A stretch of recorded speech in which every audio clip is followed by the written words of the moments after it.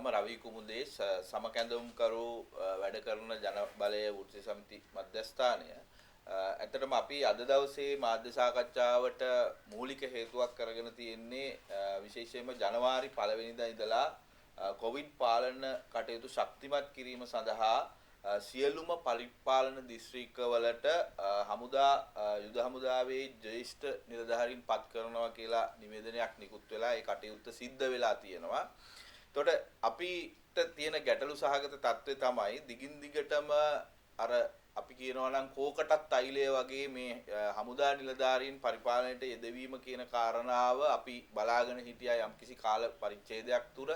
ඒ පරිච්ඡේදය තුළ අපිට පෙනෙන්නට තියෙන එක තමයි ජනාධිපතිවරයා විශේෂයෙන්ම රටේ තියෙන සාමාන්‍ය පරිපාලන ක්‍රමය එහෙම නැත්නම් වෛද්‍ය පරිපාලන ක්‍රමයට වඩා විශ්වාසය තියෙනවා හමුදා පරිපාලන ක්‍රමයක් පිළිබඳව කියලා. ඒකෙදි අපි හමුදාවේ ඒකේ තියෙන අදක්ෂතාවය හෝ හමුදාවේ තියෙන ගැටලුවක් නෙවෙයි මේකෙදි මතු කරන්නේ. අපිට අහන්න තියෙන්නේ අපි දැන් මේ පත් කරලා තියෙන හමුදා නිලධාරීන්ගේ පාලනය යටතට පත් වෙනවා කියලා කියවෙනවා.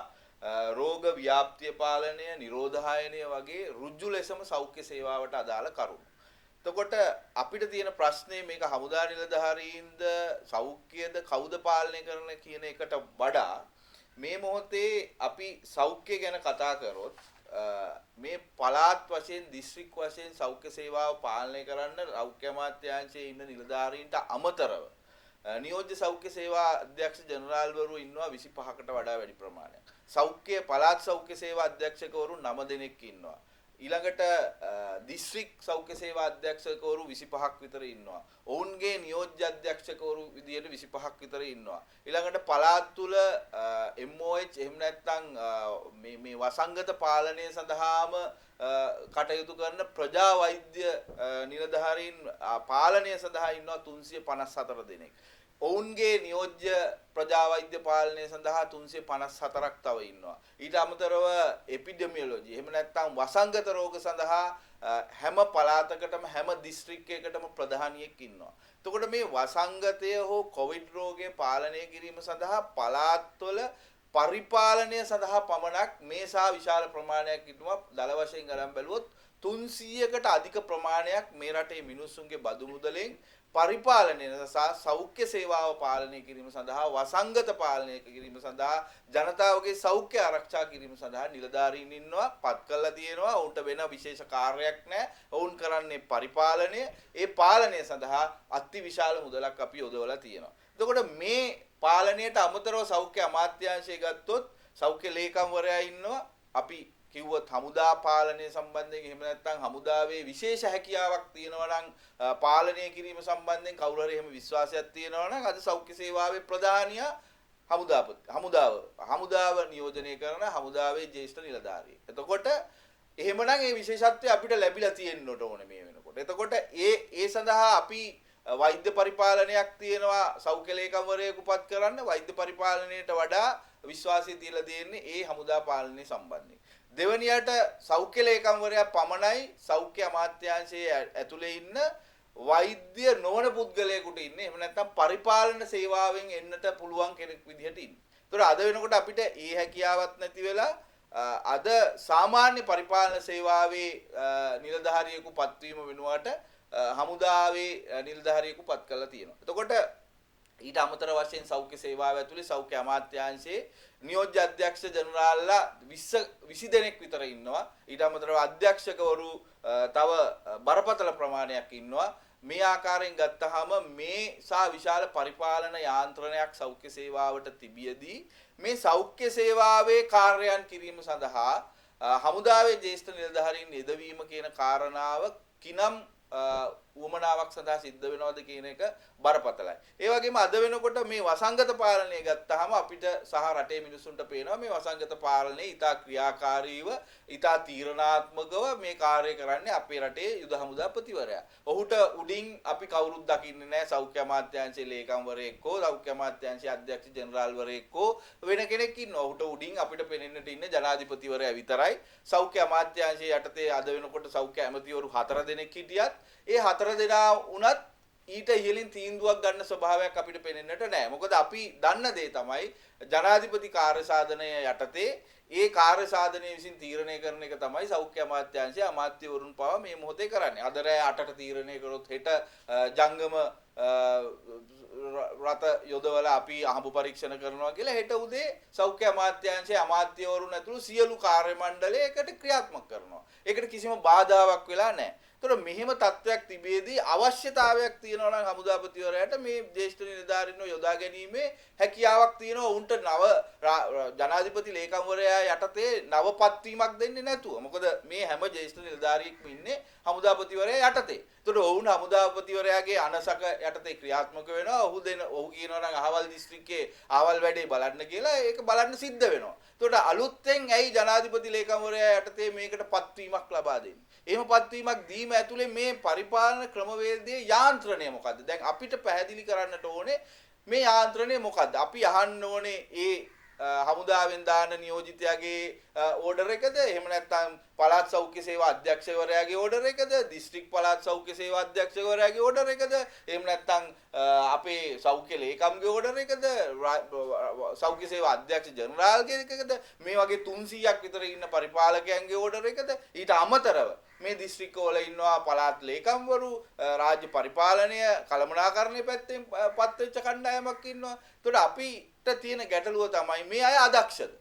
මේ අය අදක්ෂ නම් මේ අයට වඩා හමුදාවේ නිලධාරීන් දාලා මේක කාර්යක්ෂමව කරන්න පුළුවන් නම් මේ රටේ මිනිස්සුන්ගේ මුදල් නාස්ති කරන්න එපා. ඒකයි අපි ඉල්ලන්නේ. මුදල් නාස්ති කරන්න එපා. එහෙනම් ඍජු තීරණයක් ගන්න. මේ වෛද්‍ය පරිපාලනයේ ඉන්න 300ම ඕනේ නැහැ. එහෙම නැත්නම් ඒකෙන් 150ක් ගෙදර යවත හැකියි. මොකද දිස්ත්‍රික් වෛද්‍ය නිලධාරීන්, දිස්ත්‍රික් පළාත් වලට පත් කරලා ඉන්න ප්‍රාදේශීය සෞඛ්‍ය නිලධාරීන්, පළාත් සෞඛ්‍ය සේවා අධ්‍යක්ෂකවරු ඒගොල්ලෝ ඕනේ නැහැ. ඒගොල්ලෝ ඕනේ මේ දිස්ත්‍රික්කයේ යටතේ මේ යොදවලා තියෙන ජ්‍යෙෂ්ඨ හමුදා නිලධාරිය යටතේ මේක පාලනය කරගෙන යන්නත් පුළුවන් වෙයි. හැබැයි මේ දෙක එහෙම නැත්නම් තුනක් යාන්ත්‍රණ තුනක් එකට ඒකාබද්ධ කරමින් මේ මොන යාන්ත්‍රණය යටතේද වැඩ කරන්නේ කියන ව්‍යුහය එක්ක අපිට ලබා දෙන්නට ඕනේ සෞඛ්‍ය සේවාව විදියට, ඒ වගේම රාජ්‍ය සේවාව විදියට.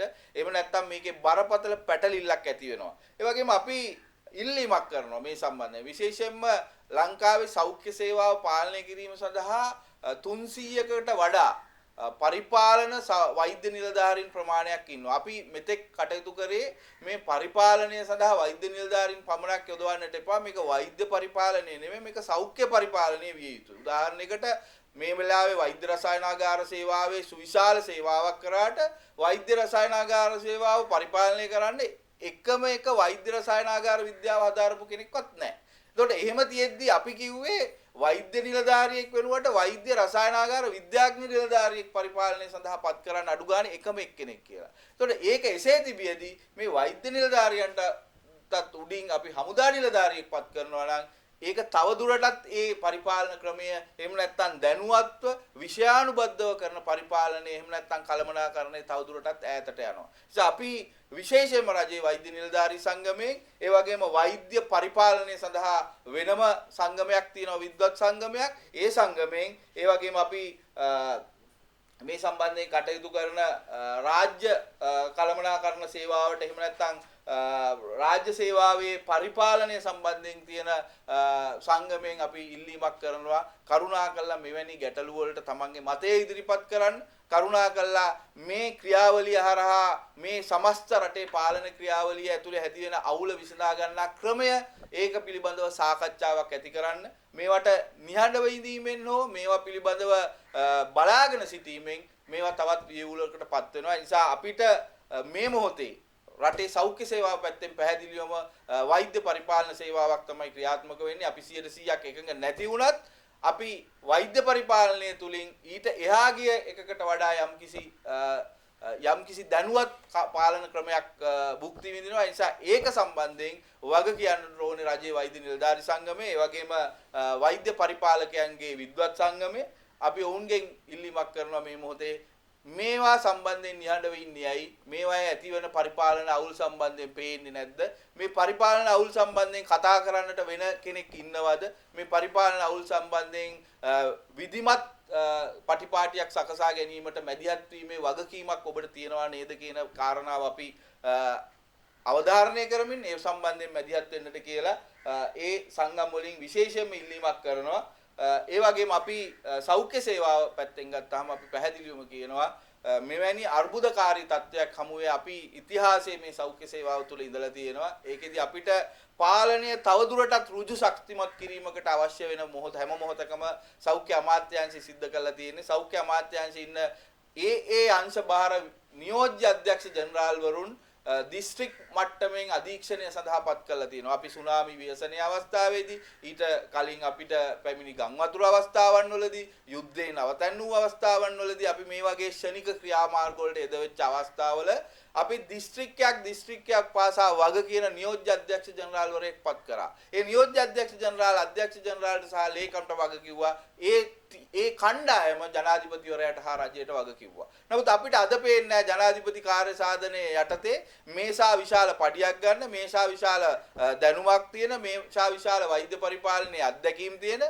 පරිපාලන විශේෂඥයයි කියා ගන්නා නියෝජ්‍ය අධ්‍යක්ෂ ජනරාල්වරුන්ගෙන් අපි කිසිදු වැඩක් ගන්නවා. ඔවුන්ට පුළුවන් ද බැයිද කියන කාරණාවටත් වඩා අපිට තියෙන ප්‍රශ්නේ ඔවුන්ට නිසි වගකීමක් පවරලා තියෙනවා අපිට පේන්නේ නැහැ. අපි දකින්නේ නැහැ ජනාධිපති කාර්ය සාධනයටවත් මේ නියෝජ්‍ය අධ්‍යක්ෂ ජනරාල්වරු කැඳවනවා. අපි අපේ රසායනාගාර සේවාව ගත්තාම රසායනාගාර සේවාවට සම්පූර්ණයෙන්ම නායකත්වය දෙන්නේ නියෝජ්‍ය අධ්‍යක්ෂ ජනරාල් රසායනාගාර කියන එක්කෙනා. එයාගේ සම්පූර්ණ රාජකාරිය වගකීම තියෙන ඒ සම්බන්ධයෙන්. නමුත් ඔහු ජනාධිපති කාර්ය සාධනය ගන්න තීරණ පිළිබඳ දැනුවත් වෙන්නේ කට කතා වලින් සහ වෙනත් පාර්ශවයන් කියන එකක්. ඒ නිසා අතිශය වැදගත් අවස්ථාවකදීවත් මේ නියෝජ්‍ය අධ්‍යක්ෂ ජනරාල්වරුන් මේ තීරණ ගන්න තැන්වල නැහැ. එතකොට මේ නැතිවීම ඔවුන්ගේ අදක්ෂතාවයක් කියලා අපිට කියන්න බෑ. අපි ඔවුන් දක්ෂයි කියලා කියන්නේ ඉක්මන් වෙන්නේත් නැහැ. නමුත් ඔවුන්ට රාජකාරිය පවරන්නේ නැතුව දිගින් දිගටම ඔවුන්ව ඉවත් කරමින් ඔවුන්ට නිකම් පඩි ගෙවමින් මේ පරිපාලන ක්‍රමවේදය විවිධ ආකාරයෙන් සෞඛ්‍ය අමාත්‍යාංශයෙන් පිටතට ලබා ගැනීම කියන එක කොවිඩ් මර්ධනයේදී බරපතල අර්බුදයක් බවට පරිවර්තනය වෙන්න පුළුවන් කියන එක අපි අවධාරණය කරනවා. ඒ නිසා අපි ජනාධිපතිවරයාගෙන් ඉල්ලීමක් කරනවා මේ සම්බන්ධයෙන් මීට වඩා විධිමත් සාකච්ඡාවක් රට තුර ආරම්භ කරන්න. හමුදා නිලධාරීන්ගෙන් සේවාවක් ලබා ගන්නට අවශ්‍ය නම් ඒ මොන වගේ සේවාවක්ද? ඒ සේවාව සෞඛ්‍ය සේවාවේ පරිපාලකයන්ගෙන් ගන්න බැරි ඇයි? එහෙම බැරි නම් ඒකේ තියෙන සුවිශේෂත්වය මොකද්ද?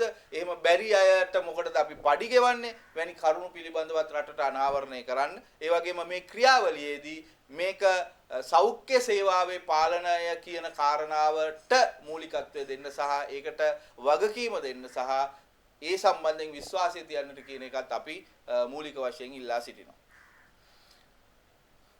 ඔබතුමා කියන හැටි දැන් කුචිකාම් දැන් මුලින් ලේකම් වරපත් කළ ආණ්ඩුව ඉතින් හඩක් නැගුණා මේ විවිධ අංශ වලට පත් කරනවා කියලා. නමුත් සමිති සෙල්ලා ප්‍රමුඛ කාර්ය සාධන බලකාය පත් කරා. නමුත් ඒකේ වැඩ කරගෙන යනවා නේද මේ යනකොට? ඔව් මෙහෙමයි. දැන් වැඩ කරගෙන යනවා.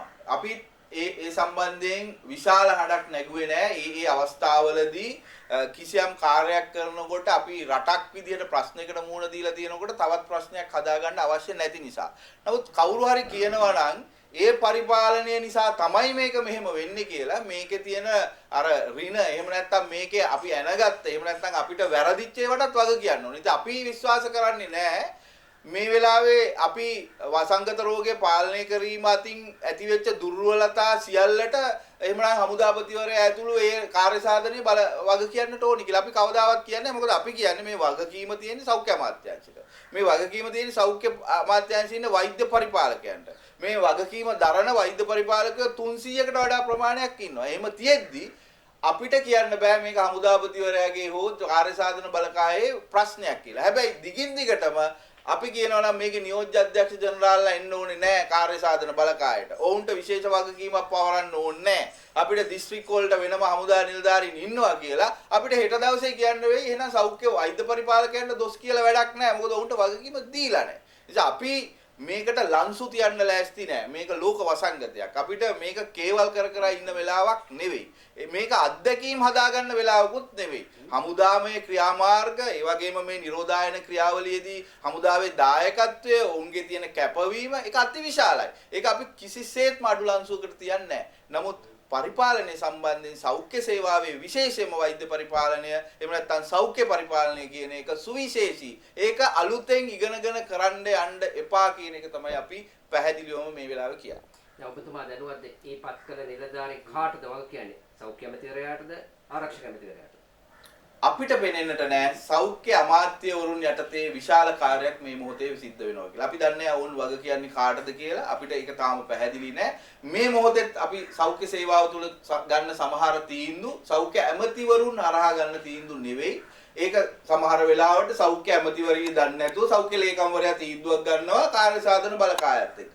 සමහර විට සෞඛ්‍ය ලේකම්වරයා දන්නේ නැතුව සෞඛ්‍ය සේවා අධ්‍යක්ෂ ජනරාල්වරයා ගන්නවා කාර්ය සාධන බලකායත් එක්ක. ඒකට අපි අර කියන line of command අපි කියන අර ගලා යාම පරිපාලනයේ විහිදීම මේ වෙලාවෙත් යම්කිසි ප්‍රමාණයකට උල්ලංඝනය වෙලා තියෙනවා. නමුත් අපි මේ ගන්නා වූ තීන්දුව දෙස විමසිල්ලෙන් බලාගෙන ඉන්නවා. ඒ තීන්දුව වල සමහර තැන්වල ගැටලුවක් නැහැ. සමහර වෙලාවට සෞඛ්‍ය අමාත්‍යාංශය නොගන්නා හොඳ තීන්දුවත් අරගෙන තියෙනවා. අහඹු පරීක්ෂණ කරනවා වගේ ඒවා. ඒකට අපි මේ තීන්දුවත් එක්ක ඉන්නවා.